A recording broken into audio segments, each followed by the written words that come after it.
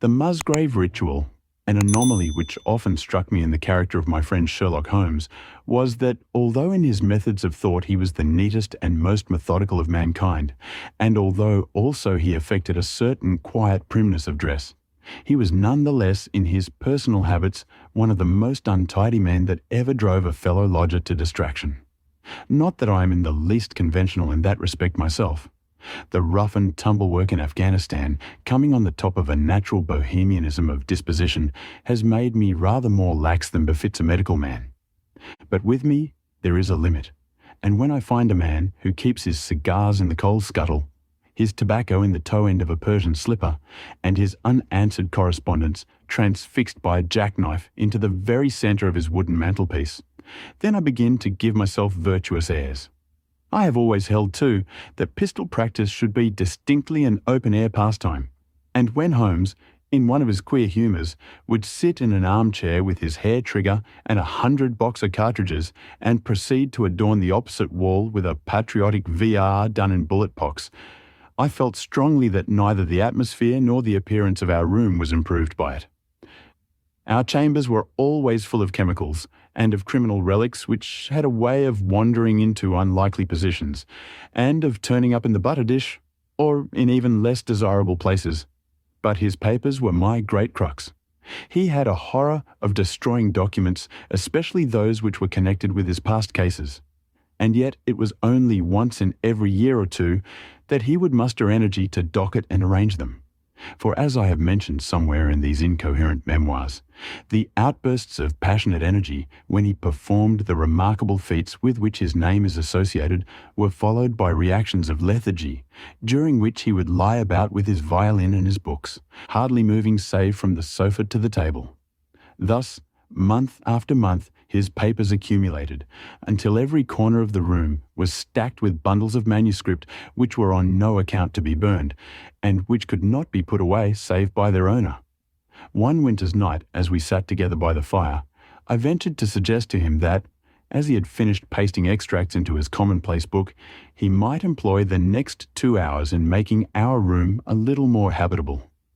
He could not deny the justice of my request, so, with a rather rueful face, he went off to his bedroom, from which he returned presently pulling a large tin box behind him. This he placed in the middle of the floor, and, squatting down upon a stool in front of it, he threw back the lid. I could see that it was already a third full of bundles of paper tied up with red tape into separate packages. "There are cases enough here, Watson," said he, looking at me with mischievous eyes. "I think that if you knew all that I had in this box, you would ask me to pull some out instead of putting others in." "These are the records of your early work, then?" I asked. "I have often wished that I had notes of those cases." "Yes, my boy. These were all done prematurely, before my biographer had come to glorify me." He lifted bundle after bundle in a tender, caressing sort of way.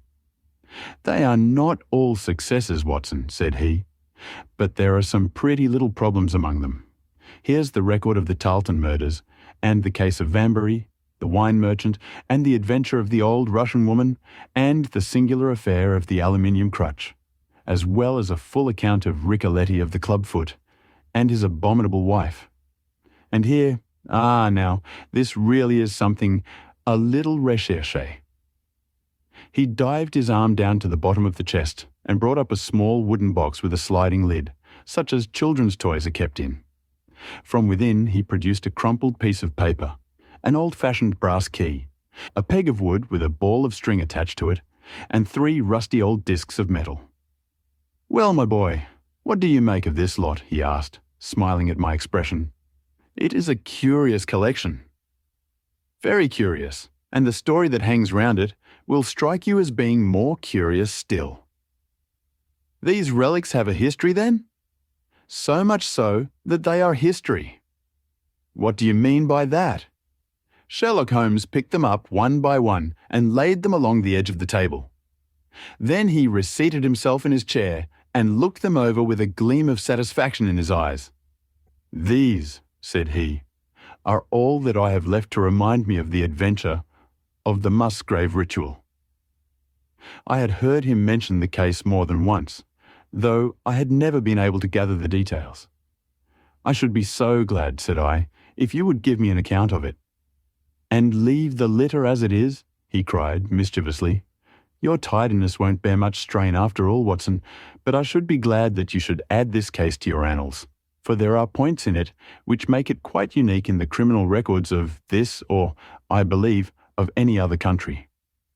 A collection of my trifling achievements would certainly be incomplete, which contained no account of this very singular business.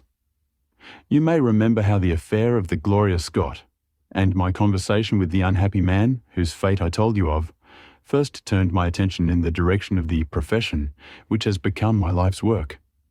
You see me now when my name has become known, far and wide, and when I am generally recognized both by the public and by the official force as being a final court of appeal in doubtful cases. Even when you knew me first, at the time of the affair which you have commemorated in A Study in Scarlet, I had already established a considerable, though not a very lucrative, connection. You can hardly realize then how difficult I found it at first, and how long I had to wait before I succeeded in making any headway. When I first came up to London, I had rooms in Montague Street, just round the corner from the British Museum, and there I waited, filling in my too abundant leisure time by studying all those branches of science which might make me more efficient. Now and again cases came in my way, principally through the introduction of old fellow students. For during my last years at the university, there was a good deal of talk there about myself and my methods. The third of these cases was that of the Musgrave ritual, and it is to the interest which was aroused by that singular chain of events and the large issues which proved to be at stake that I trace my first stride towards the position which I now hold. Reginald Musgrave had been in the same college as myself, and I had some slight acquaintance with him. He was not generally popular among the undergraduates, though it always seemed to me that what was set down as pride was really an attempt to cover extreme natural diffidence. In appearance he was a man of exceedingly aristocratic type, thin, high-nosed, and large-eyed, with languid and yet courtly manners.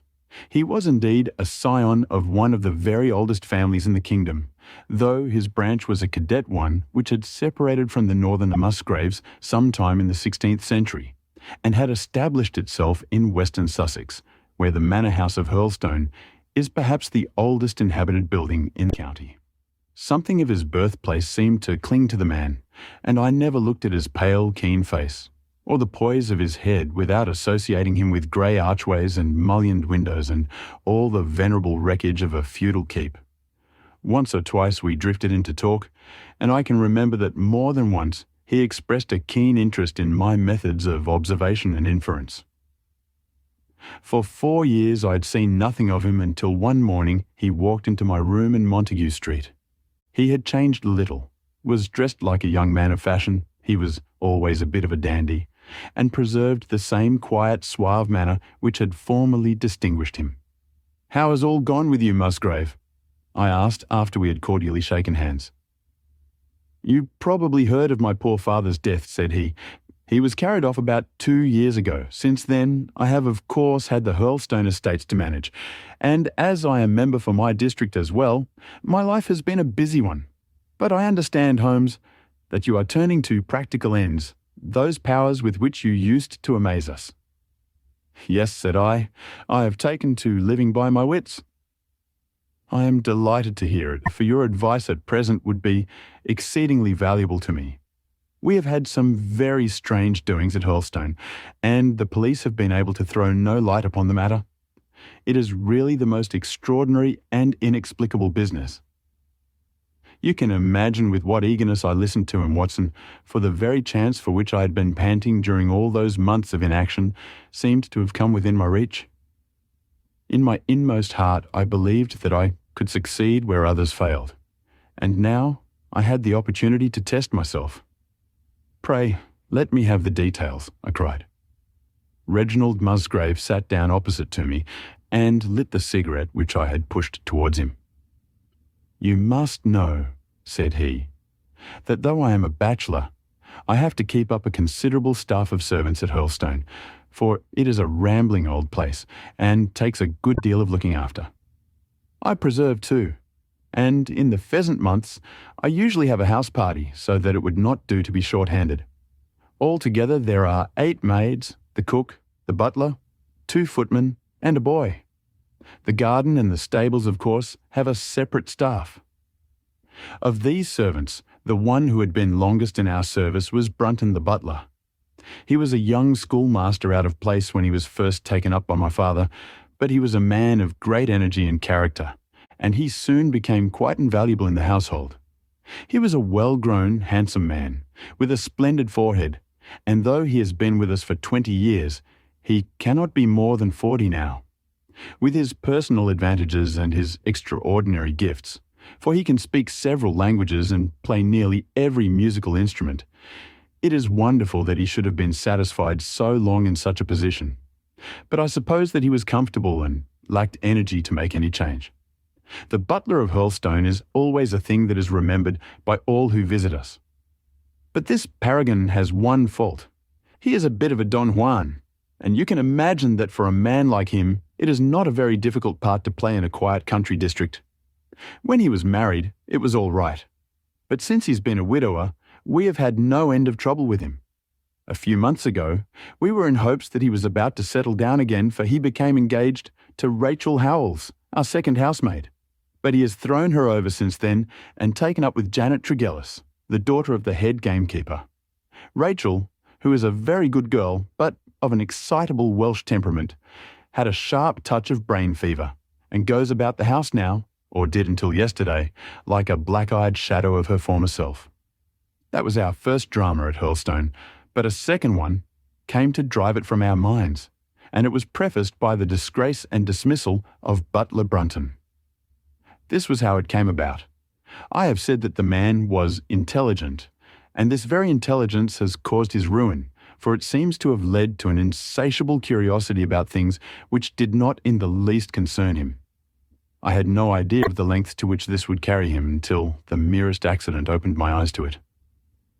I have said that the house is a rambling one. One day last week, on Thursday night to be more exact, I found that I could not sleep, having foolishly taken a cup of strong café noir after my dinner. After struggling against it until 2 in the morning, I felt that it was quite hopeless, so I rose and lit the candle with the intention of continuing a novel which I was reading. The book, however, had been left in the billiard room, so I pulled on my dressing gown and started off to get it. No, in order to reach the billiard room, I had to descend a flight of stairs and then to cross the head of a passage which led to the library and the gun room. You can imagine my surprise when, as I looked down this corridor, I saw a glimmer of light coming from the open door of the library. I had myself extinguished the lamp and closed the door before coming to bed. Naturally, my first thought was of burglars.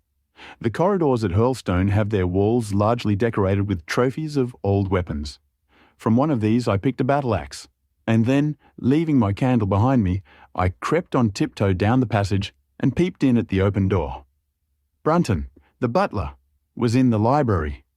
He was sitting, fully dressed, in an easy chair, with a slip of paper which looked like a map upon his knee, and his forehead sunk forward upon his hand in deep thought. I stood dumb with astonishment, watching him from the darkness. A small taper on the edge of the table shed a feeble light, which sufficed to show me that he was fully dressed. Suddenly, as I looked, he rose from his chair and walking over to a bureau at the side, he unlocked it and drew out one of the drawers. From this he took a paper, and returning to his seat, he flattened it out beside the taper on the edge of the table, and began to study it with minute attention. My indignation at this calm examination of our family documents overcame me so far that I took a step forward, and Brunton, looking up, saw me standing in the doorway. He sprang to his feet, his face turned livid with fear, and he thrust into his breast the chart-like paper which he had been originally studying. "So," said I, "this is how you repay the trust which we have reposed in you. You will leave my service tomorrow." He bowed with the look of a man who was utterly crushed, and slunk past me without a word. The taper was still on the table, and by its light I glanced to see what the paper was which Brunton had taken from the bureau. To my surprise, it was nothing of any importance at all, but simply a copy of the questions and answers in the singular old observance called the Musgrave ritual. It is a sort of ceremony peculiar to our family, which each Musgrave for centuries past has gone through on his coming of age, a thing of private interest, and perhaps of some little importance to the archaeologist, like our own blazonings and charges, but of no practical use whatever. "We had better come back to the paper afterwards," said I. "If you think it really necessary," he answered with some hesitation. To continue my statement, however, I relocked the bureau using the key which Brunton had left, and I had turned to go when I was surprised to find that the butler had returned and was standing before me. "Mr. Musgrave, sir," he cried, in a voice which was hoarse with emotion. "I can't bear disgrace, sir. I've always been proud above my station in life, and disgrace would kill me. My blood will be on your head, sir. It will indeed, if you drive me to despair. If you cannot keep me after what has passed, then, for God's sake, let me give you notice and leave in a month, as if of my own free will. I could stand that, Mr. Musgrave, but not to be cast out before all the folk that I know so well." "You don't deserve much consideration, Brunton," I answered. "Your conduct has been most infamous. However, as you have been a long time in the family, I have no wish to bring public disgrace upon you. A month, however, is too long. Take yourself away in a week, and give what reason you like for going." "Only a week, sir?" he cried in a despairing voice. "A fortnight. Say at least a fortnight." "A week," I repeated, "and you may consider yourself to have been very leniently dealt with." He crept away, his face sunk upon his breast like a broken man, while I put out the light and returned to my room. For 2 days after this, Brunton was most assiduous in his attention to his duties. I made no allusion to what had passed, and waited with some curiosity to see how he would cover his disgrace. On the third morning, however, he did not appear, as was his custom after breakfast, to receive my instructions for the day. As I left the dining room, I happened to meet Rachel Howells, the maid. I have told you that she had only recently recovered from an illness, and was looking so wretchedly pale and wan that I remonstrated with her for being at work. "You should be in bed," I said. "Come back to your duties when you are stronger." She looked at me with so strange an expression that I began to suspect that her brain was affected. "I am strong enough, Mr. Musgrave," said she. "We will see what the doctor says," I answered. "You must stop work now, and when you go downstairs, just say that I wish to see Brunton." "The butler is gone," said she. "Gone? Gone where?" "He is gone. No one has seen him. He is not in his room. Oh yes, he is gone. He is gone." She fell back against the wall with shriek after shriek of laughter, while I, horrified at this sudden hysterical attack, rushed to the bell to summon help. The girl was taken to her room, still screaming and sobbing, while I made inquiries about Brunton. There was no doubt about it that he had disappeared. His bed had not been slept in. He had been seen by no one since he had retired to his room the night before, and yet it was difficult to see how he could have left the house, as both windows and doors were found to be fastened in the morning. His clothes, his watch, and even his money were in his room, but the black suit which he usually wore was missing. His slippers too were gone, but his boots were left behind. Where then could Butler Brunton have gone in the night, and what could have become of him now? Of course we searched the house from cellar to garret, but there was no trace of him. It is, as I have said, a labyrinth of an old house, especially the original wing, which is now practically uninhabited. But we ransacked every room and cellar without discovering the least sign of the missing man. It was incredible to me that he could have gone away leaving all his property behind him, and yet where could he be? I called in the local police, but without success. Rain had fallen on the night before, and we examined the lawn and the paths all around the house, but in vain. Matters were in this state when a new development quite drew our attention away from the original mystery. For 2 days, Rachel Howells had been so ill, sometimes delirious, sometimes hysterical, that a nurse had been employed to sit up with her at night. On the third night after Brunton's disappearance, the nurse, finding her patient sleeping nicely, had dropped into a nap in the armchair. When she woke in the early morning to find the bed empty, the window open, and no signs of the invalid, I was instantly aroused and, with the two footmen, started off at once in search of the missing girl. It was not difficult to tell the direction which she had taken, for starting from under her window, we could follow her footmarks easily across the lawn to the edge of the mere, where they vanished close to the gravel path which leads out of the grounds. The lake there is 8 feet deep, and you can imagine our feelings when we saw that the trail of the poor demented girl came to an end at the edge of it. Of course, we had the drags at once, and set to work to recover the remains, but no trace of the body could we find. On the other hand, we brought to the surface an object of a most unexpected kind. It was a linen bag which contained within it a mass of old, rusted and discoloured metal and several dull-coloured pieces of pebble or glass. This strange find was all that we could get from the mere, and although we made every possible search and inquiry yesterday, we know nothing of the fate either of Rachel Howells or of Richard Brunton. The county police are at their wits' end, and I have come up to you as a last resource. You can imagine, Watson, with what eagerness I listened to this extraordinary sequence of events and endeavoured to piece them together and to devise some common thread upon which they might all hang. The butler was gone. The maid was gone. The maid had loved the butler, but had afterwards had cause to hate him. She was of Welsh blood, fiery and passionate. She had been terribly excited immediately after his disappearance. She had flung into the lake a bag containing some curious contents. These were all factors which had to be taken into consideration, and yet none of them got quite to the heart of the matter. What was the starting point of this chain of events? There lay the end of this tangled line. "I must see that paper, Musgrave," said I, "which this butler of yours thought it worth his while to consult, even at the risk of the loss of his place." "It is rather an absurd business, this ritual of ours," he answered, "but it has at least the saving grace of antiquity to excuse it. I have a copy of the questions and answers here, if you care to run your eye over them." He handed me the very paper which I have here, Watson, and this is the strange catechism to which each Musgrave had to submit when he came to man's estate.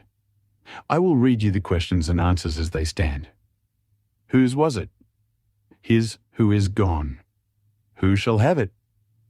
He who will come. What was the month? The 6th from the 1st. Where was the sun? Over the oak. Where was the shadow? Under the elm. How was it stepped?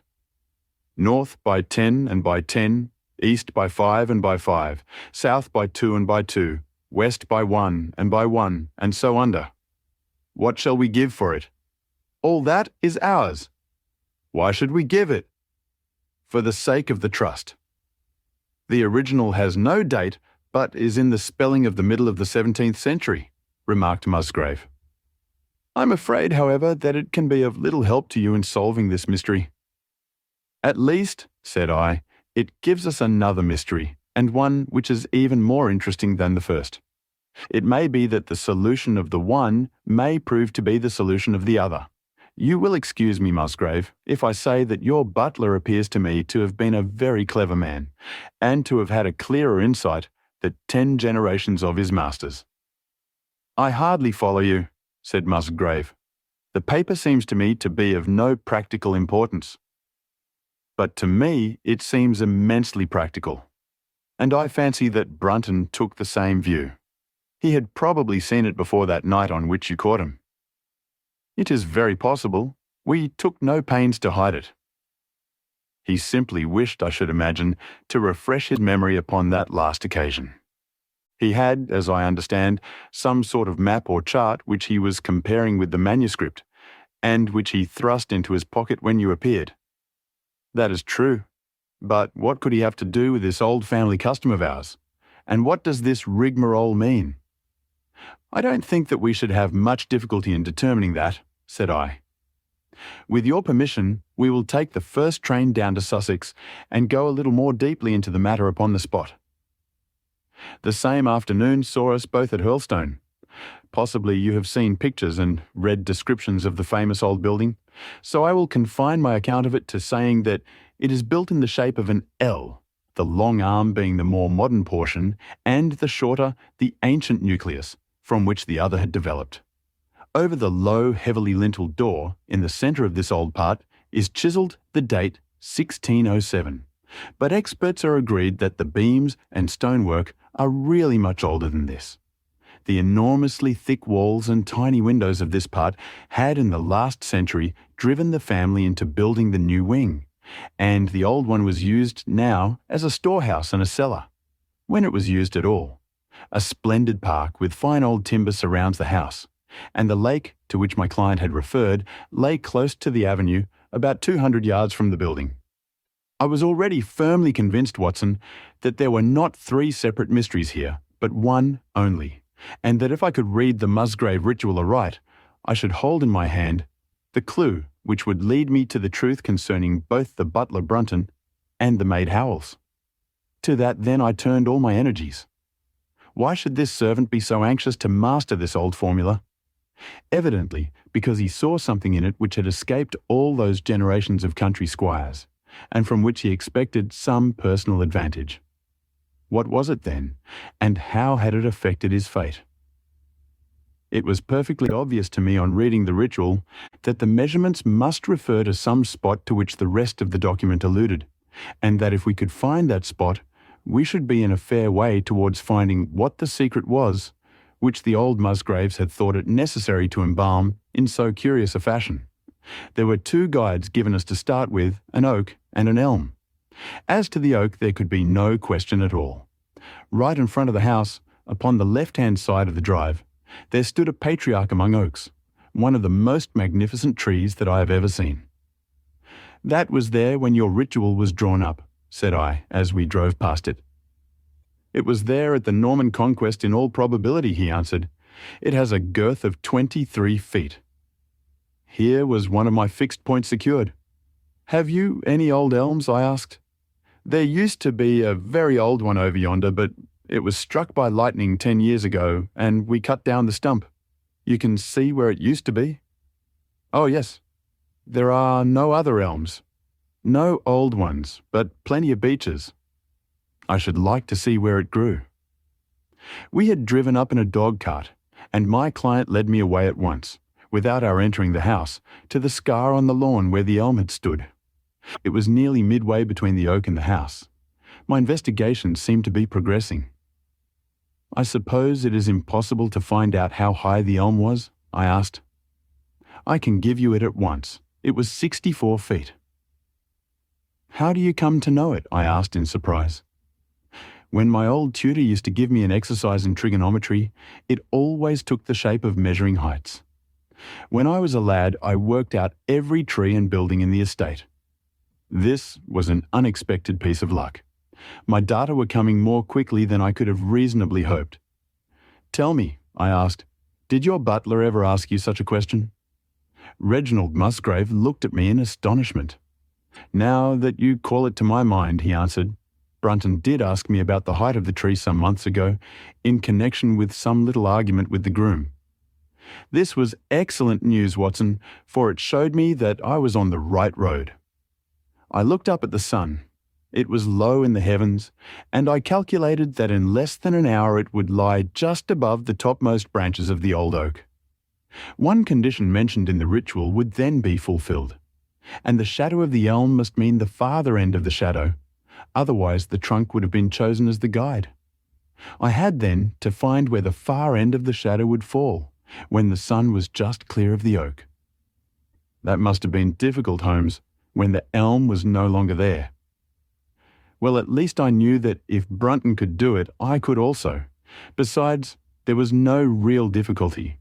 I went with Musgrave to his study and whittled myself this peg, to which I tied this long string with a knot at each yard. Then I took 2 lengths of a fishing rod, which came to just 6 feet, and I went back with my client to where the elm had been. The sun was just grazing the top of the oak. I fastened the rod on end, marked out the direction of the shadow and measured it. It was 9 feet in length. Of course, the calculation now was a simple one. If a rod of 6 feet threw a shadow of 9, a tree of 64 feet would throw one of 96, and the line of the one would of course be the line of the other. I measured out the distance, which brought me almost to the wall of the house, and I thrust a peg into the spot. You can imagine my exultation, Watson, when within 2 inches of my peg I saw a conical depression in the ground. I knew that it was the mark made by Brunton in his measurements, and that I was still upon his trail. From this starting point I proceeded to step, having first taken the cardinal points by my pocket compass. 10 steps with each foot took me along parallel with the wall of the house, and again I marked my spot with a peg. Then I carefully paced off 5 to the east and 2 to the south. It brought me to the very threshold of the old door. 2 steps to the west meant now that I was to go 2 paces down the stone-flagged passage, and this was the place indicated by the ritual. Never have I felt such a cold chill of disappointment, Watson. For a moment, it seemed to me that there must be some radical mistake in my calculations.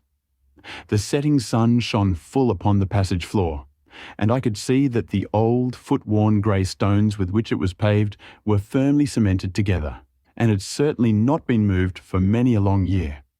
Brunton had not been at work here. I tapped upon the floor, but it sounded the same all over, and there was no sign of any crack or crevice. But fortunately, Musgrave, who had begun to appreciate the meaning of my proceedings, and who was now as excited as myself, took out his manuscript to check my calculation. "And under," he cried. "You have omitted the and under. I had thought that it meant that we were to dig, but now, of course, I saw at once that I was wrong." "There is a cellar under this, then?" I cried. "Yes, and as old as the house. Down here, through this door." We went down a winding stone stair, and my companion, striking a match, lit a large lantern which stood on a barrel in the corner. In an instant it was obvious that we had at last come upon the true place, and that we had not been the only people to visit the spot recently.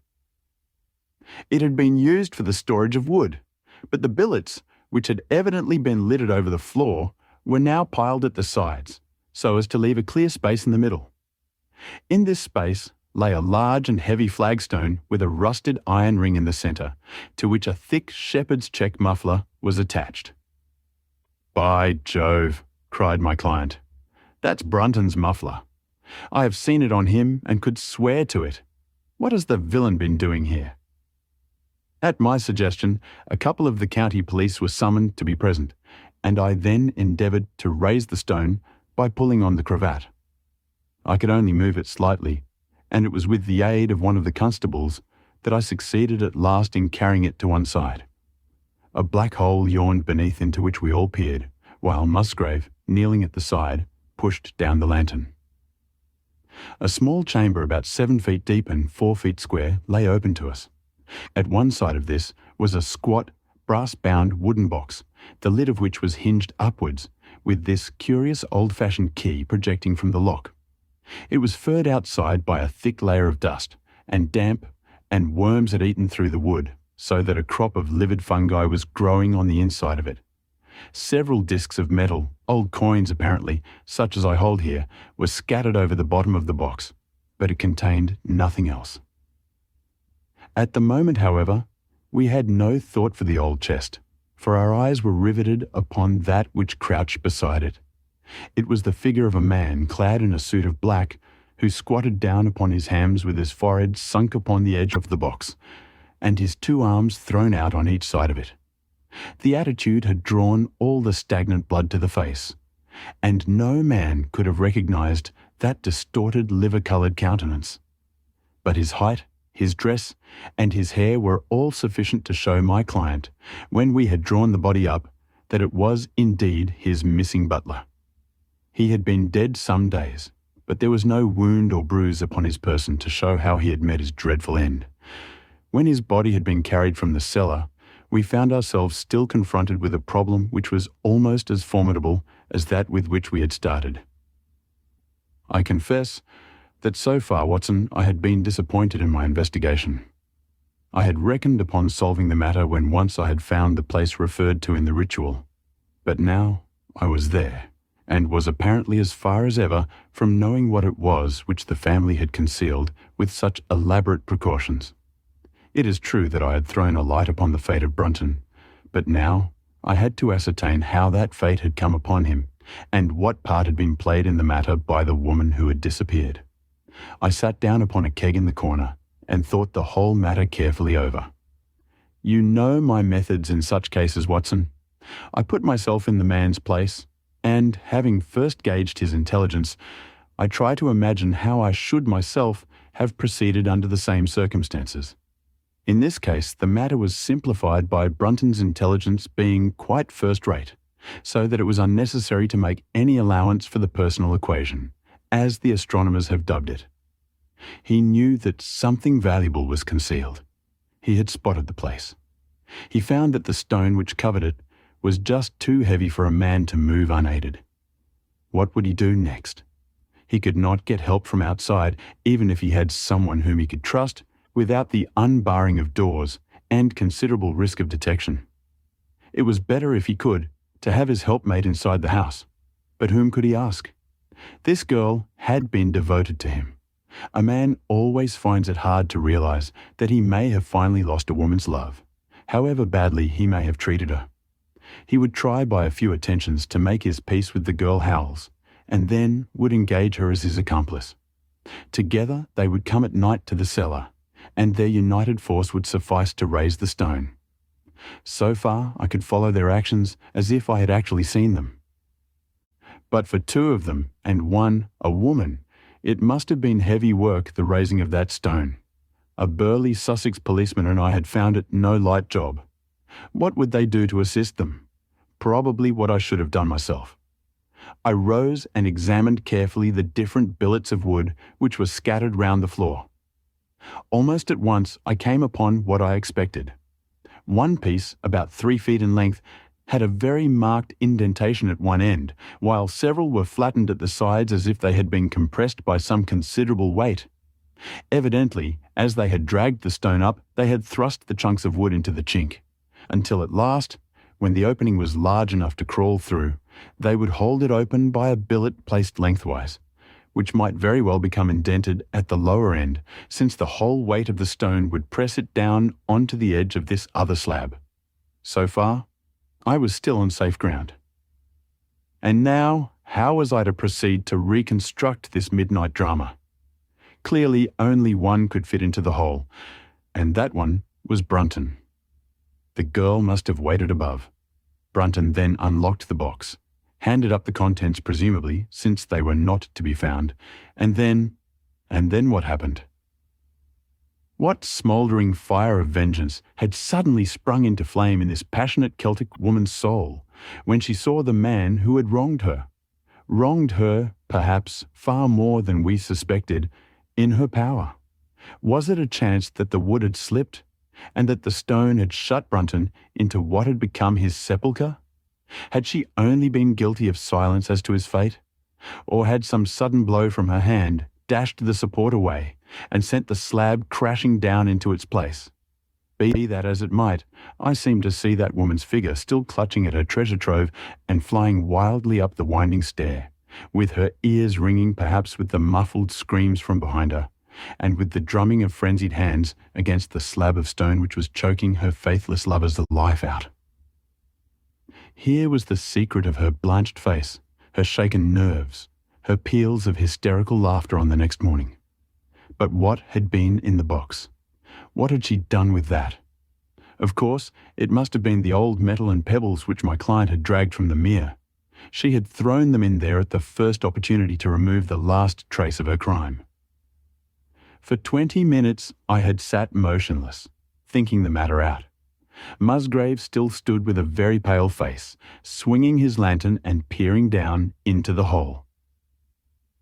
"These are coins of Charles I," said he, holding out the few which had been in the box. "You see, we were right in fixing our date for the ritual."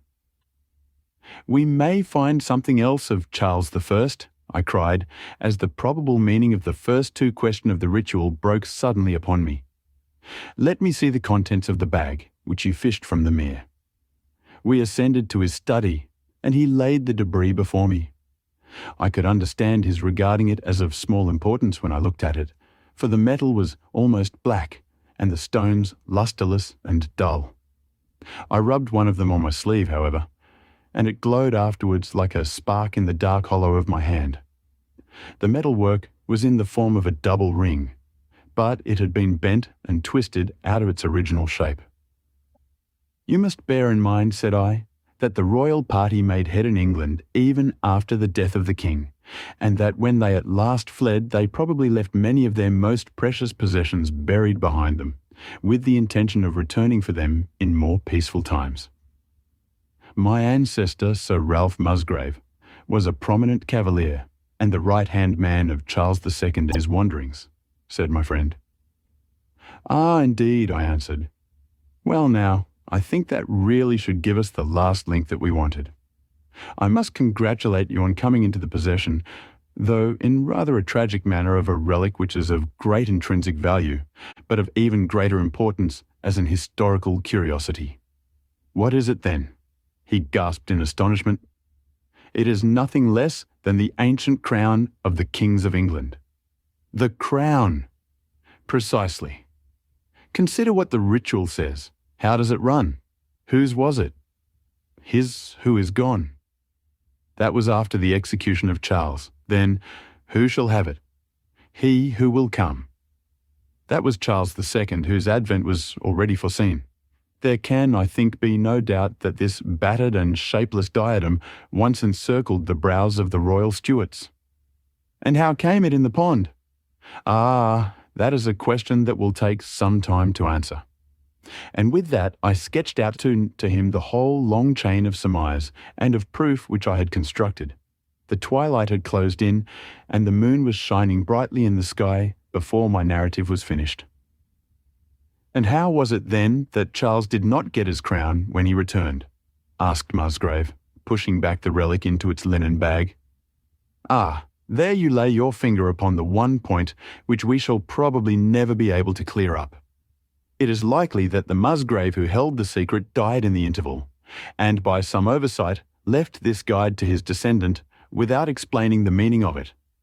From that day to this, it has been handed down from father to son, until at last it came within reach of a man who tore its secret out of it and lost his life in the venture. And that's the story of the Musgrave ritual, Watson. They have the crown down at Hurlstone, though they had some legal bother and a considerable sum to pay before they were allowed to retain it. I am sure that if you mentioned my name, they would be happy to show it to you. Of the woman nothing was ever heard, and the probability is that she got away out of England and carried herself and the memory of her crime to some land beyond the seas.